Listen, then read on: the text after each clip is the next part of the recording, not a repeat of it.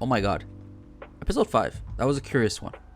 But before we jump into it, just a quick few messages. First off, I want to thank everyone for giving me 408 views on episode 4, 28 likes, guys. You've really surpassed my expectations. You guys are an amazing community.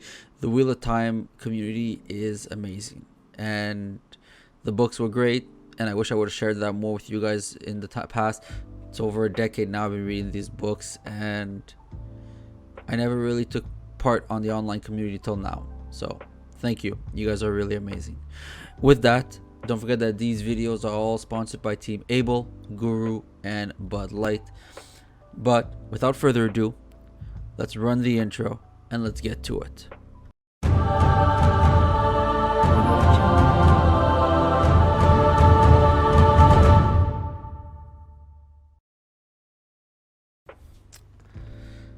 Wow. So, episode 5. We're in it now. It's time for the review. This is, as usual, a spoiler review. So, if you want to skip the spoilers, you can skip all the way up to the end for the question of the day and then just answer that. Just a random question that we put up.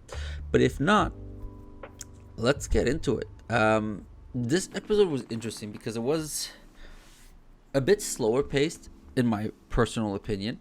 Again, these are all personal opinions. The review is my review. You guys can agree or disagree with it, and as usual, put comments in, talk about it with me. I'm open to that. But yeah, so let's quickly discuss a few topics here. Wow, there's just a lot. Okay, so the White Tower. We finally get to see the White Tower. It's thicker than I was expecting, and not as tall as I was expecting. I thought they were gonna CGI like the height, make it a bit taller. It looks great, don't get me wrong. It actually looks really good. I love the city of Tarvalin. I like the White Tower, the Dragon Mount in the background. Everything looks great about it.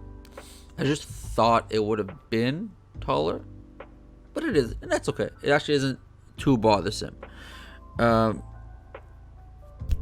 Then they kind of like hinted at the inn that Tom knows the innkeeper, but that's supposed to be in not Carrion, but in Camelin. Sorry. And then it's in Tarvalin. So we know they're changing the story. So I was like, okay. As soon as they said that, I'm like, yes, we're gonna meet Loyal. And we did meet Loyal, an Ogier. Not an ogre, an Ogier. And I don't know 100%. The actor does a great job. I mean, the way he speaks, the slow movement, it's exactly what you expected. The only problem is I don't know about his height. He is supposed to be as tall as a Trolloc. He has to bend to get through doors. And I feel they just kept the same height that the actor actually is. And that does bother me a bit. Also, the reddish curly beard and hair kind of throws me off. I don't think he had a beard. I don't think Loyal had a beard from what I can recall in the books. So it kind of looked weird. I was like, whoa, okay. And he's got very white teeth. Very, very white teeth. But all in all, the actor did a great job. I was very pleased with the way he portrayed the role. It was just the costuming and the effects that I'm not 100% sold on yet. Doesn't mean I hate it. I'm just not sold on it. And I want to hear, this is one of the topics I definitely want to hear your opinions about. Put it in the comments. What do you guys think of Loyal, the Ogier? Yes or no? Or uncertain? Right now, I'm uncertain. The actor, yes. The look of the character, uncertain as of right now, but I'm curious to see. Maybe it's gonna grow on me. I mean, who knows? I did read the book, and I know there's gonna be changes. So sometimes it just happens that it just takes a bit longer for me to like process and accept the change, and Loyal might be one of them. It might just be that. Look, it took me 4 episodes to process the fact that Perrin was married. we're still, I'm just like, why? But that's okay. We're gonna get through that one. I'm sure of it. No, actually, I'm over that one. But the lawyer one is a bit of an off-putting one. I like the way they did have the the white cloaks at the White Tower. They don't live there, by the way. The white cloaks do not live at the White Tower, for those that were wondering. But I'm glad that they had them outside of the city, just like in the books. It really made a difference. And then what I was thinking also was like, okay, that's cool. Like, they're there. I appreciate that. And then like the Tuathan are like, you're not gonna get these people. And it's like, yo, I know you guys are like peaceful and all, so you guys locked arms and like, you're not gonna pass. But like, they hit you and then they hit you again. And I'm curious, is that what's gonna cause some of the different changes for some of the characters down the line that we know happens if you read the books? So again, I'm not gonna spoil too much ahead. We're just talking about a recap of the episode. But them holding hands was awesome. To be honest, I think the only thing that would have made it better and would have probably intimidated the White Cloaks, and would have been like a hilarious scene where the White Cloaks are a bit intimidated, is if they would have started a hymn or a song as a group. I think that would have been awesome. Like, they all just start locking arms and then they start a hymn or some song to intimidate the White Cloaks and keep them back. I think that would have been like pretty darn cool. It would have been like, ooh, I like what I'm seeing there. So that was one thing that I was kind of like, oh man. And guys, I'm sorry if I look a little tired, if I yawn like what I'm about to do right now. Okay, I caught it. It is currently 5:30 a.m. It's been an hour I'm awake preparing for this video, so I apologize for that. I truly apologize. But yeah, so I think if the Tuathan would have definitely done a hymn and started singing, that would have been great. If not, the scene was still cool. Got punched a lot of backhands actually. I realized a lot of like, psh, get over here, Tuathan. Which was interesting. The White Cloaks are good. They're portrayed exactly the way you want to. You hate them. You don't even love to hate them. You just freaking hate them. It's like, I hate you. So that's pretty good. Then the scenes. The characters that probably stole the show for me this episode was Perrin and Egwene. They probably had the best scenes. Egwene using her brain, cast a small fireball at the White Cloak, and I'm pretty sure that's I think they said it last time. It's was it? It's not Pedro now. That one. It's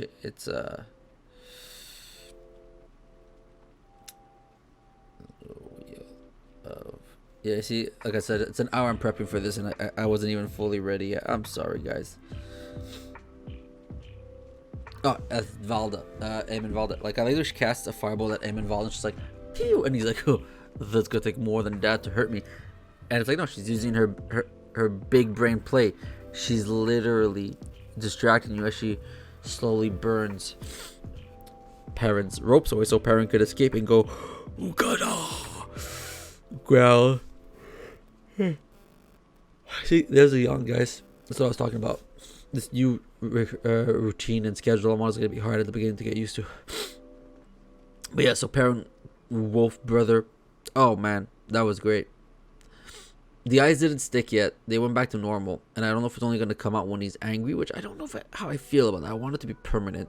But when I saw his eyes, I was like a little girl jumping up and down in a candy shop because the candy owner said, "You're such a pretty little girl. Here's a lollipop." I was like, super excited.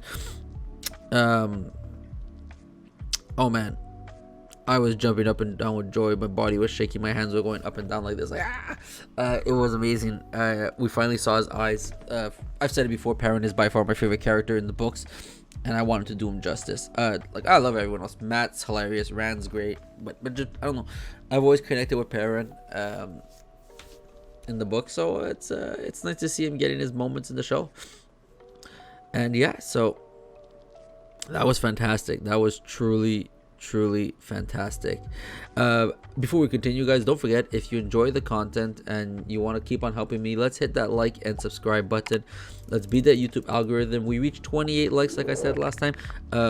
Simple goal. Let's only go 2 up. Let's try to reach that 30 like mark. Let's make it happen. Let's make 30 likes possible, guys. It'd be greatly appreciated. You guys are a great community. But back to the review. Perrin looked great with those yellow eyes. It was a shock, you know. It was like boom. Oh, okay, those eyes are yellow. And Eamon Valdez's reaction, like the oh, what are you, was exactly what you'd expect. Now, jumping back to Matt and Perrin. Did everyone notice a slight detail when they were watching the false dragon pass? Did you guys notice who was staring up at them within the White Tower and laugh and walk away? No? Yes? I'm gonna give you guys 10 seconds to put it in the comments.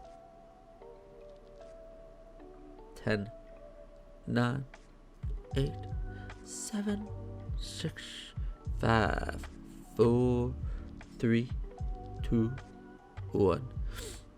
It was the one, the only Podden Fane, ladies and gentlemen. Podden Fane was in this episode, and if you look closely, he's been following our 2 boys, Matt and Rand.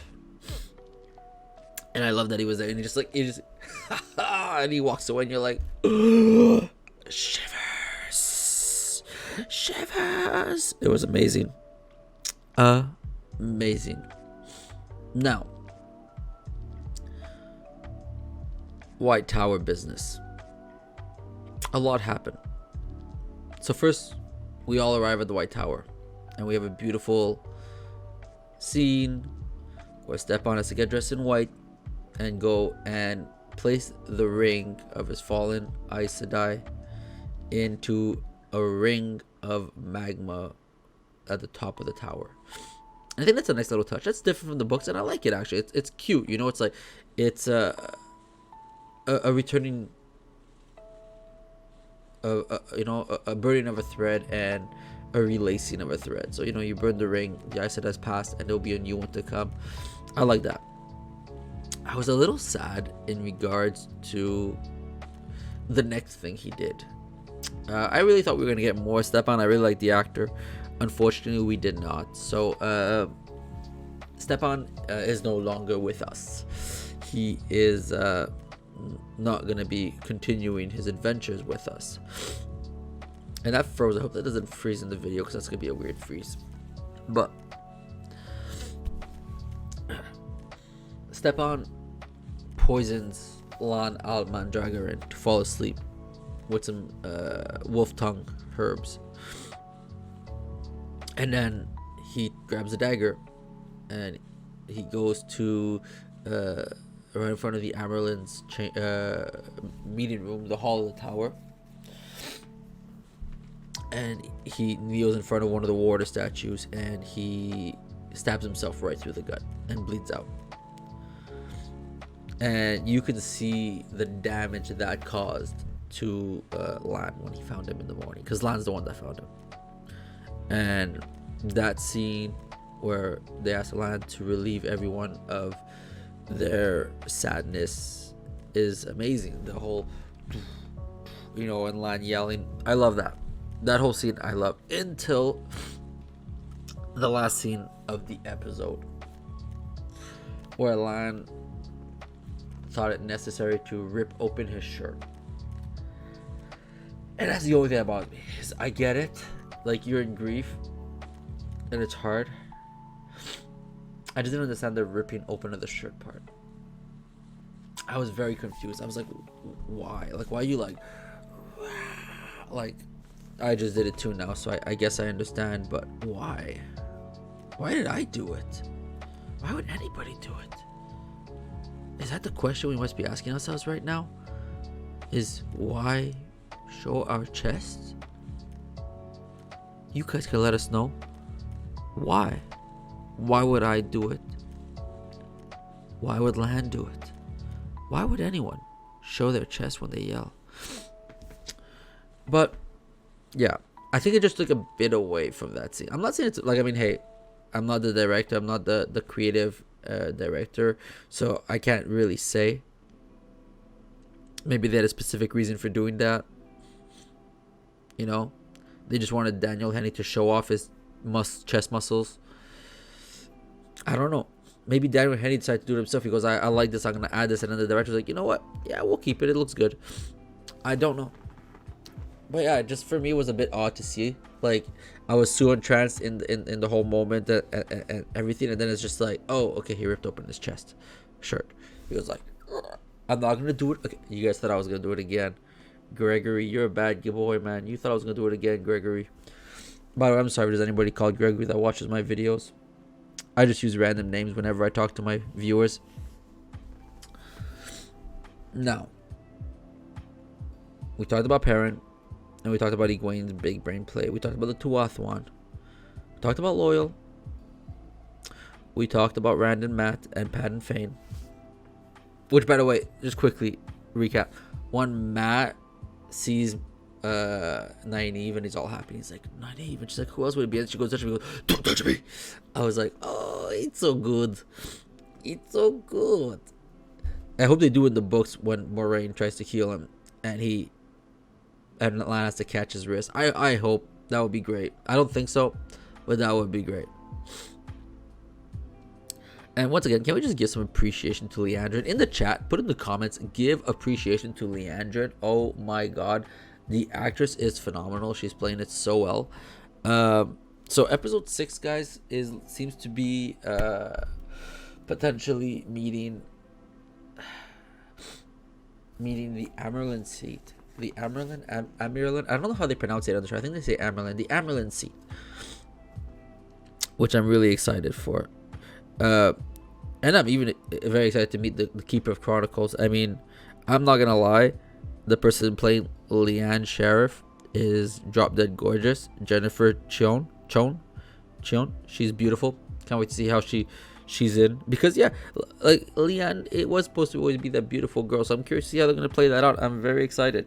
It's gonna be very interesting. But yeah, like, I mean, so far, like, everything's going really well.